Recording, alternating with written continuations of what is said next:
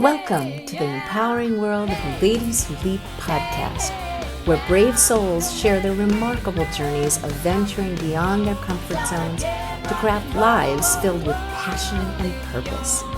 Tune in to hear the awe-inspiring tales of individuals who dared to defy their fears and embrace the unknown, paving the way for a future they truly adore.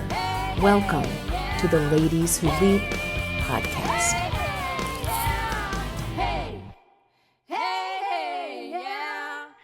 Hi, welcome to the Ladies Who Leap podcast. Thank you for joining us today.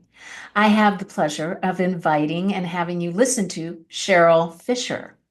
Cheryl Fischer is the host of Mind Your Midlife podcast, created to help midlife women feel confident in their body, their decisions, and their goals, and create a midlife they love.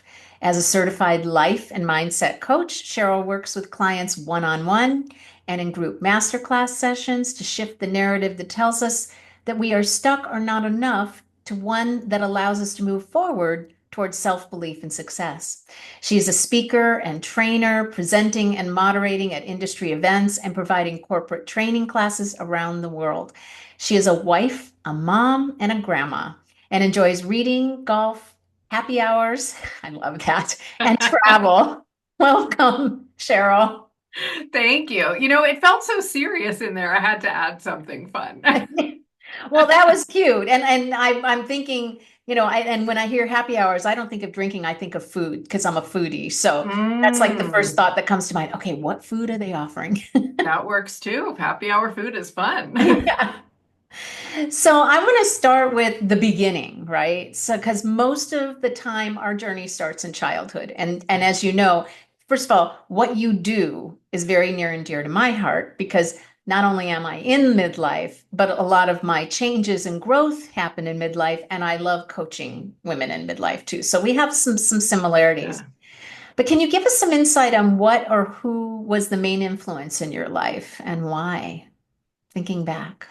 Yeah, if you're listening, she gave me this question ahead of time, and this is the one that I had to sit with. I really did because I'm thinking, who in the world was my influence? And I'll tell you what I came up with. It's not so much a person, but I remember two things about my childhood really as the main thing. One is having just such a great time with my friends and always looking forward to being with my friends. And I guess maybe I was an extrovert from way back.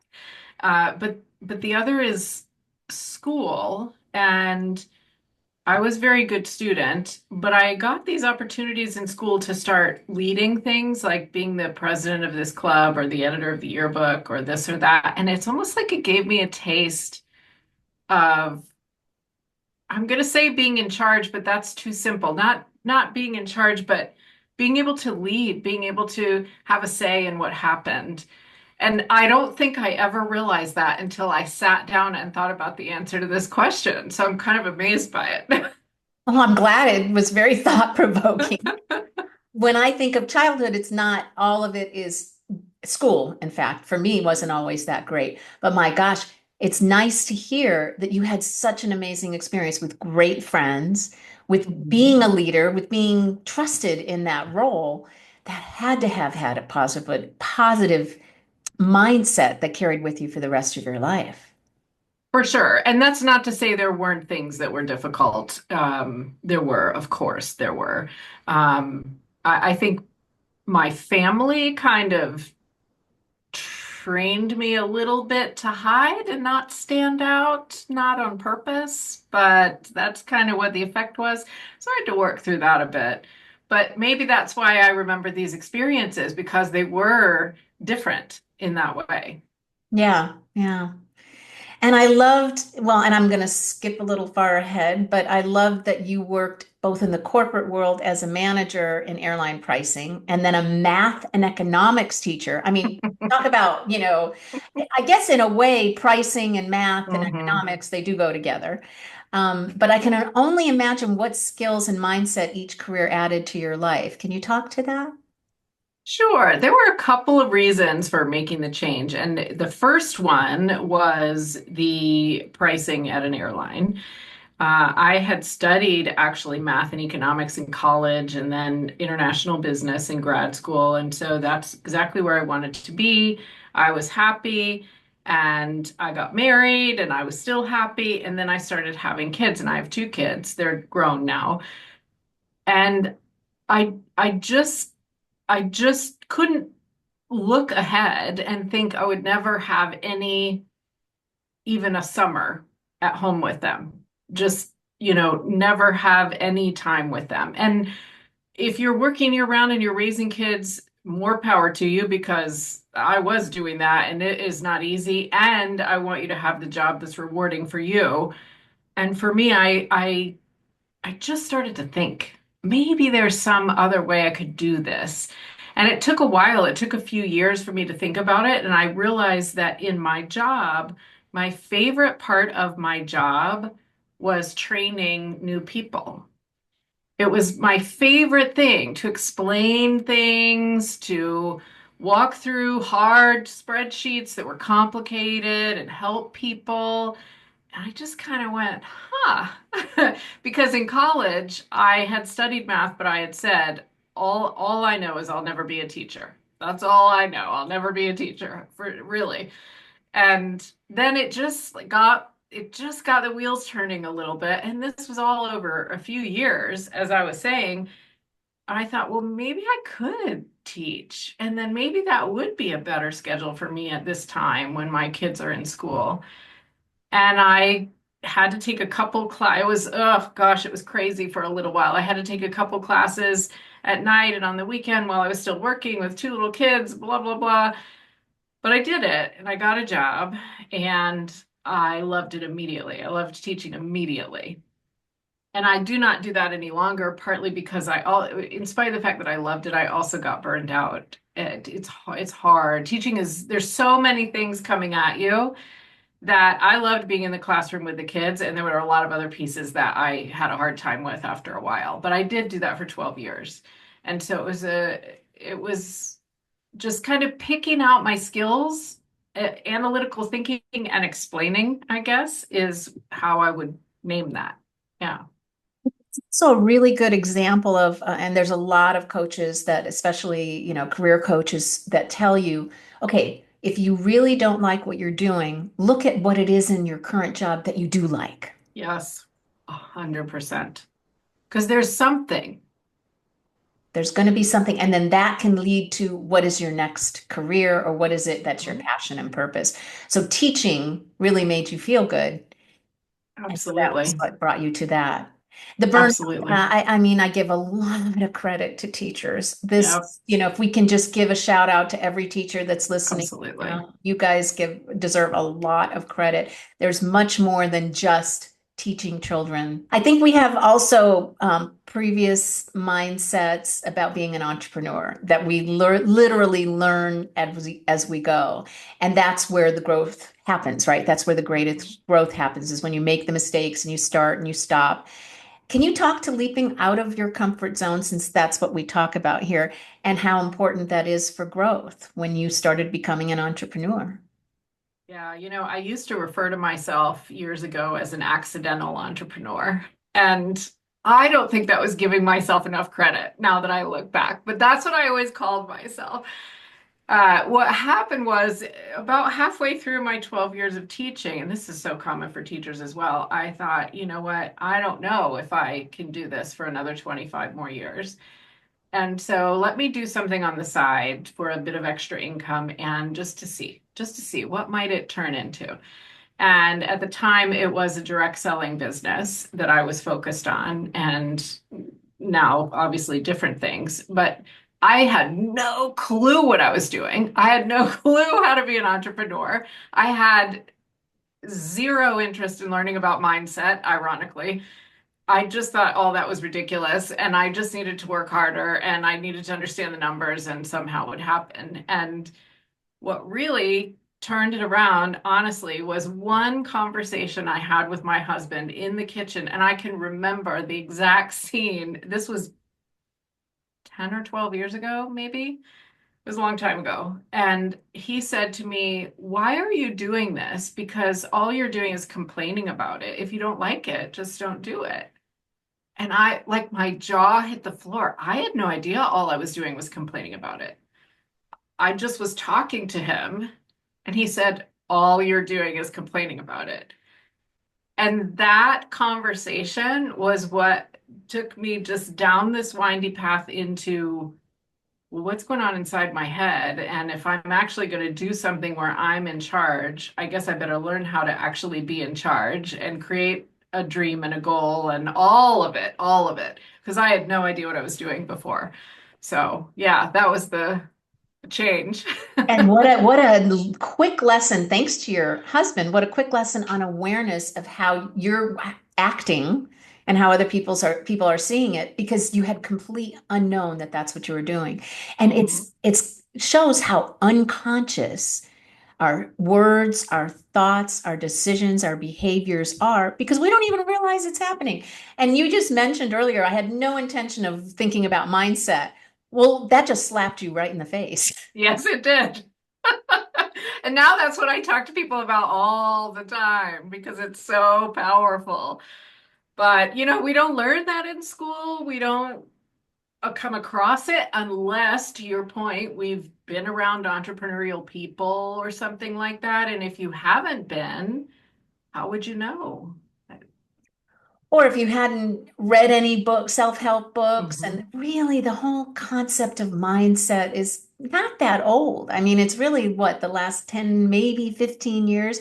There were a lot of people that were ahead of their time, but if you weren't dialed into that whole, mindset, I guess, that whole self-help, you Right. really didn't think about it. And a lot of it, especially women.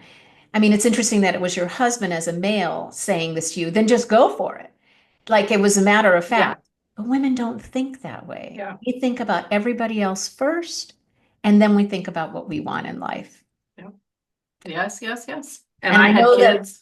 that's probably something that you talk about. How can you talk more about that, and how we don't, sometimes we need permission even to do that? Yeah, I had kids who were, I can't quite play. It's funny, I can remember the scene, but I can't quite place the time. They were probably in elementary or middle school or something like that.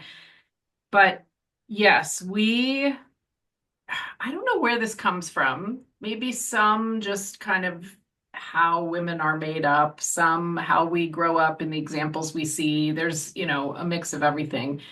But there's a major issue that I see in a lot of women where we feel like prioritizing ourselves is selfish, and that's bad. And I I'll grant you that if you're prioritizing yourself and leaving everyone else in your life in the dirt and not treating them well, okay, that would be selfish. But that's not what we're talking about. It's about taking care of ourselves and making sure that we are sleeping well and eating well and resting when we need to and doing something that fulfills us. And we can actually do all those things and drive the kids to, baseball and all the other stuff. It's just you have to be intentional about it and you have to think about it. And I don't know, maybe we get tired and it's just kind of the easiest thing to drop off the list because no one's asking us, well, did you do your rest today? Whereas they're asking us about all the other things, right? Right. And that's where having a coach is actually really helpful, because they will keep you accountable. So, talking about changing your mindset and how coaching is really helpful, is there any particular story of a client or someone at your speaking engagements or somebody that commented on your podcast that stands out for you? Something that really you feel you really had an impact and helped them in some way? There's so many. So let me see if I can pick something. There's so many. It's funny because just at the time we're doing this interview, just a few days ago, I put out a podcast episode about how we hold ourselves back. And we all do it in various situations. And that episode came from working with a client, and I called her Jane in the episode. So we'll call her Jane. And she is in a sales business. And so my conversation with her, which I was talking about in the episode, was about how she had these potential clients that she knew she wanted to talk to about her product, but she would never do it. And she would always keep going back to kind of this same group. And it was as if she had some fear around reaching out to these potential clients. And so we had to kind of talk through, where is that coming from and what is the fear? And so it's of course typically based around fear of rejection, but what I walk through with her, and I do this with lots of clients, is trying to figure out, trying to get better at identifying the emotion that we're feeling in a situation like that, and not just bad, good, happy, but an actual word like frustrated or scared or empowered or whatever. And then there's always something going on in our heads that we're telling ourselves that's creating that emotion. And that's really one of the things that I end up spending a lot of time with coaching clients on, because if they can figure out, okay, why am I feeling so scared about this? What is going on in my head? And they find this stuff in there, like these people are not going to be nice to me when I reach out to them, or whatever it is. And usually it's not true. We're just telling ourselves that and maybe not even realizing it.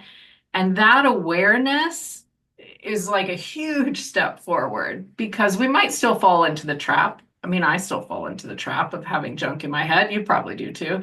But just realizing that, sometimes we can then say, hold on, that what? I made that up. That's not true. Let me just take this one little step forward, because now I see like all that stuff wasn't true. So let me just try it this way.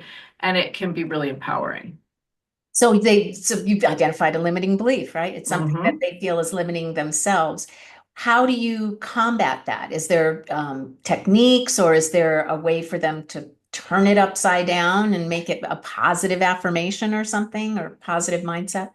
There's a variety of things for sure. It kind of depends on the person, but a couple of things you mentioned. Typically, one might be if somebody is very action oriented, but just kind of gets stuck, we can say, okay, now that you see that all this stuff in there is not true, you have a limiting belief about it, can we figure out a step that you could take, like just a small step that you feel good about? What if what and they'll say, I'll reach out to one person tomorrow or whatever it is.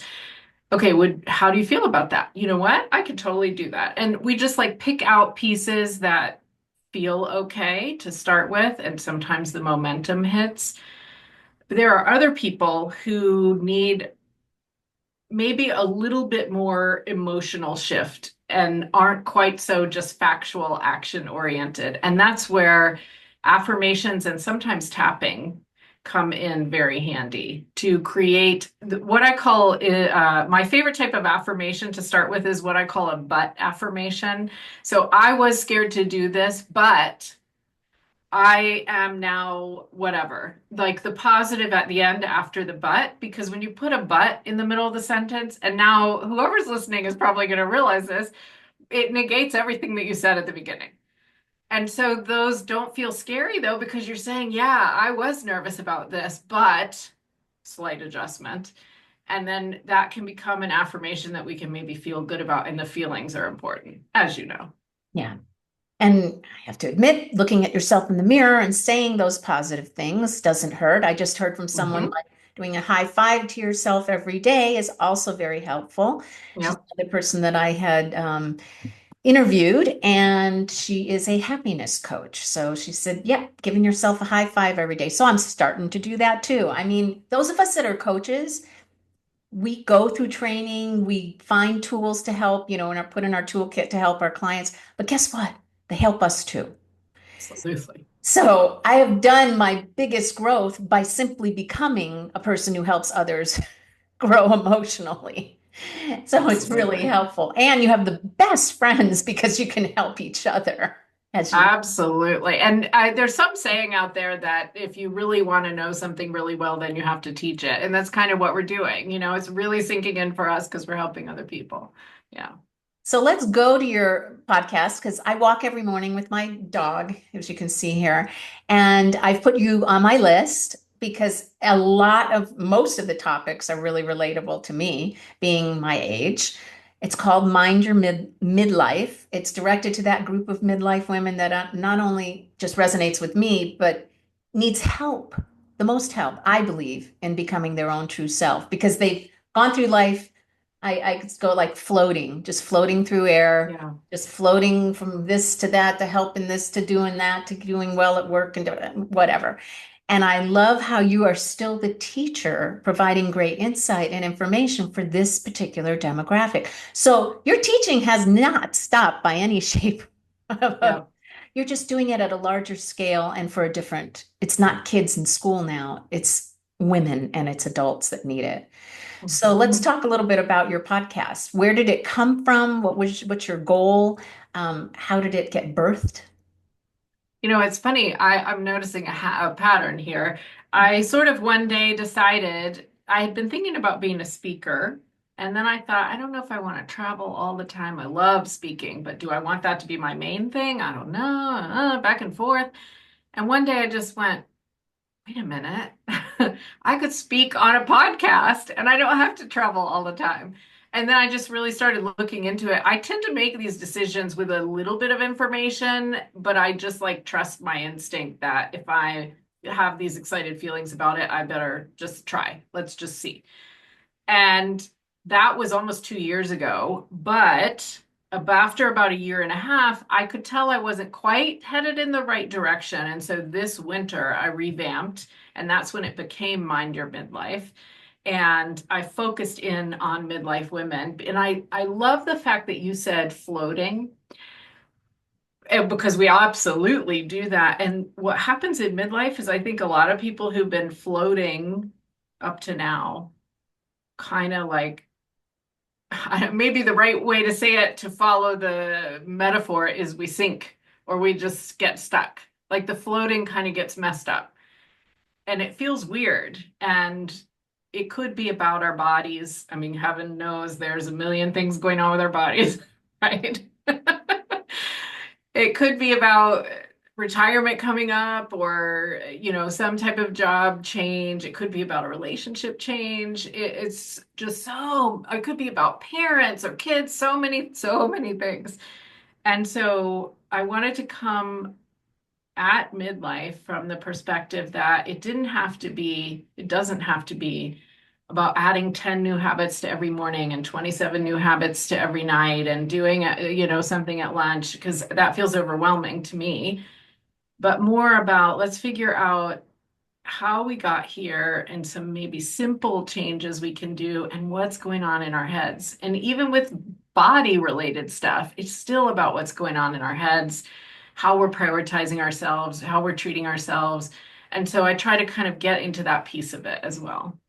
Yeah, you've got a lot of great tips, and you just really talk about the things that I think most women want to hear, but don't take the time to think about. Hmm. Right? We want to think about ourselves. We keep telling ourselves, "Oh, today I'm going to do this. Today I'm going to do this." And then it's tomorrow and it's the next day and then it's a year and then it's 2 years and then you're still just floating through life. So, if anything comes out of what you're hearing about with Cheryl and myself is to stop and actually spend even 5 minutes a day. And I know the word meditation scares a lot of people, but just being quiet and closing your eyes, putting maybe some lovely, comforting music in your ear, just thinking about your life. And then also, if that doesn't work, journaling. Put it on paper, just free write and let yourself talk about yourself, right? It's not selfish. Yeah. We're giving you permission to think about yourself. And if that's what you needed from us today, we're giving it to you because it can affect also other people in your life, Hmm. right? It can affect the relationships with a husband or a partner or your kids or the people you work with. Because if you're going around floating in life and you're not really happy or fulfilled, it comes out in other ways, either anger or sadness or whatever else. I guess it's leading me to ask this question, and I hope I'm not putting you on the spot, but at what point in your life did you come to a realization that you really need to look inside to figure out what it is that you wanted to do?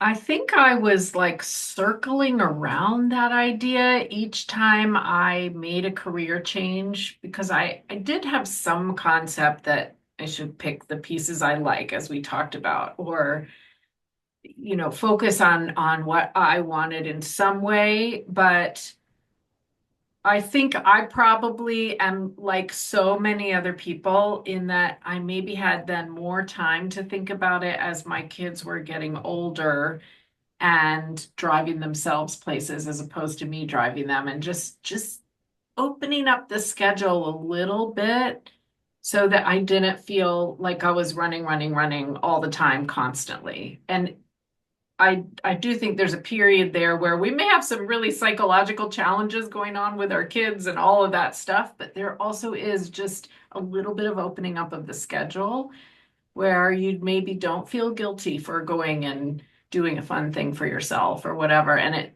it that allowed me to say, huh, where am I going? What am I doing? Just and that started me down a different path, I think. And who did you have the discussion with when that happened? Who's your support person that you can count on to confide in? So I would say two answers to that. One, my husband, for sure. Wonderful. Two, when I started realizing that people were growing their business faster than me and they were doing this mindset woo-woo stuff that I was like, I don't know what they're talking about. I did find a coach, and we are friends to this day. She actually lives in the UK, but we are in touch a lot. And I worked with her to understand success mindset and just, all the pieces of that. And so, yeah, I tell her all the time that she changed my life for sure. See, and that's wonderful. And just so, again, us coaches have coaches. And that's the reason Mhm. we have them is because we know how valuable they are because we're able to do that for other people. Yeah. Mhm. Yeah. So lastly, and I'm kind of thinking, is there anything else you would love to share about what you do? Because you do both one-on-one, you do speak, you have your wonderful podcast. Is there anything else you'd like to share before I ask you that last question of insight? This summer, I am starting a Patreon community. I'm really excited about it. I'm not quite at the point where I can spit out the details, but I'm very excited about it. It's going to be a mix of extra bonus information from podcast guests, from me, and a coaching call once a month. So keep your eye out for that. Maybe make sure that you're subscribed, which we'll talk about, I'm sure, in a little bit. But yeah, I'm excited about that happening. Wow, that's a great idea. First time I've heard of Patreon being used in the coaching business. So that's fabulous. Good I'm for you. excited about it. Yeah. Yeah. So now it comes to what I love is asking you to share your favorite quote, mantra, or positive affirmation with our audience and why you chose it. So I do have a favorite quote, and I was chuckling today. I have it written down just to make sure I said it correctly. I'm sure you've heard this, and I feel like I should have maybe picked something more creative, but I love this quote. So here we go. This is a Marianne Williamson quote. And as soon as I say it, you're going to know what I'm going to say. But here we go. Our deepest fear is not that we are inadequate. Our deepest fear is that we are powerful beyond measure. It is our light, not our darkness, that most frightens us. We ask ourselves, who am I to be brilliant, gorgeous, talented, fabulous? Actually, who are you not to be? And it continues from there. I love that quote. I You are love not the that. first guest that has said that quote, but I could literally hear it over and over again because it brings up, and it's funny because when I hear it, it brings up little hints in me of the fear of success. Yes. So, what if you realize that you are actually greater at what you do and you have so much more potential and so much more to give than you even thought you did? Is that scary? Heck yeah, that's scary Yep. too. All of Yep. it is scary. But being uncomfortable is where you grow. So it's much, that's where everything should happen. You should be scary. And that's how you know that you're growing and doing Yeah. everything in abundance. So going to what you do as a coach, how can people reach you? Absolutely. So the easiest way is my website, which is cherylpfischer.com. And that's Fisher, Fischer. Always have to say that. And you can find the podcast there. You can find coaching information there. It's all in one spot. Or come find me on Instagram. I hang out on Instagram a lot, and that's Cheryl P. Fischer as well. Oh, fabulous. Keep it all in the same name. That's Mhm. wonderful. And I will have it in everything in the description and links and also underneath you in the picture when if you're looking on YouTube. So I want to thank you, Cheryl, for coming on. I'm so glad that we met. And I want to Me tell all too. women, community is so important. So get on those masterminds online, in person. You meet the most amazing people that you will get to know more and learn from and find out about other people's podcasts and what makes them great and how they can help you and how you can help them. It's just a great community. It was always wonderful. That's how we met. Yes. Yes. And people get scared, I think, to do those things. And I was nervous. It was a whole new thing when we met. Like I didn't know what to expect, but something good always comes out of it. Yeah. Again, you're getting uncomfortable. So it's Mhm. always going to be good that comes out of it. Mhm. Well, thank you again for joining us. Thanks to the listeners for listening to Ladies Who Lead. Please remember to subscribe or follow so that you can get updates when new episodes come on. And I really appreciate you listening today. Thank you. Have a great Thank day. you. Thanks, Cheryl. Thanks for having me. Thanks so much for listening or watching. Please subscribe to the Ladies Who Lead podcast to be notified of new episodes. And I would love to hear from you. Let me know what works, what doesn't, and if you have a story to tell, please reach out. Come join the Leap community at the Ladies Who Leap Club Facebook group. Remember, leaping out of your comfort zone is where the growth happens.